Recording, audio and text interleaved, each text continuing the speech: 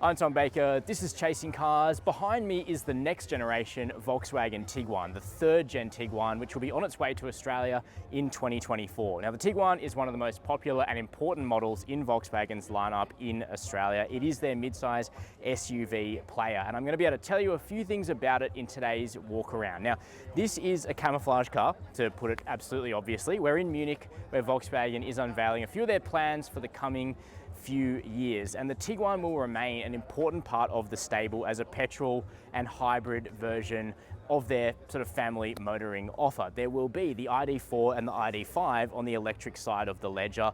Volkswagen Australia will not take the plug-in hybrid version of the Tiguan because the IDs are going to do the heavy lifting. Instead, it will be a petrol SUV. It will continue to be that way.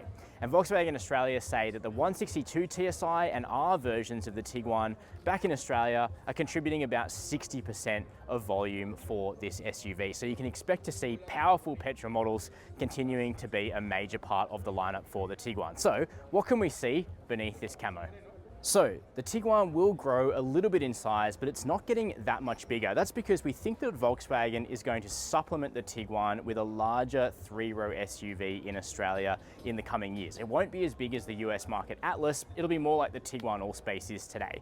But expect the third generation Tiguan to be a 5-seat vehicle. Now, the car next to me is a plug-in hybrid, which we won't get in Australia, but it is dressed up in what looks to me like R-line aesthetics, including these big wheels here, which measure in at 20 inches, also wrapped in fairly sporty Continental rubber.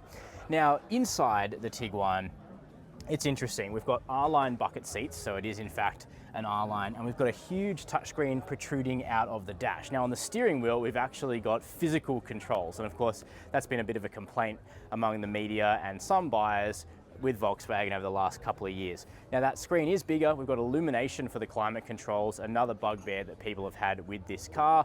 We are expecting quality to be a little bit advanced on the current Tiguan, which is a bit workmanlike in a few areas.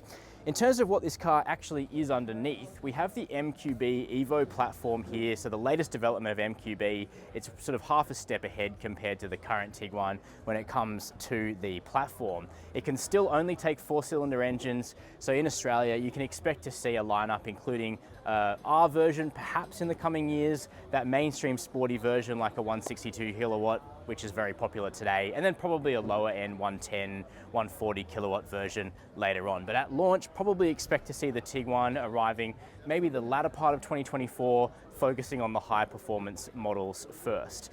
In terms of price, it'll probably tick up a little bit on where the current Tiguan is positioned in Australia, but I think it will maybe still be marginally cheaper than an ID4 or an ID5, which are going to be Volkswagen's electric midsize SUV offerings. So that is a quick look at the 2024 Tiguan, here still in camouflaged form in Munich. Let me know what you expect to see with this SUV, what you want to see down below in the comments. While you're there, hit subscribe and the notification bell. And as always, thank you for watching Chasing Cars.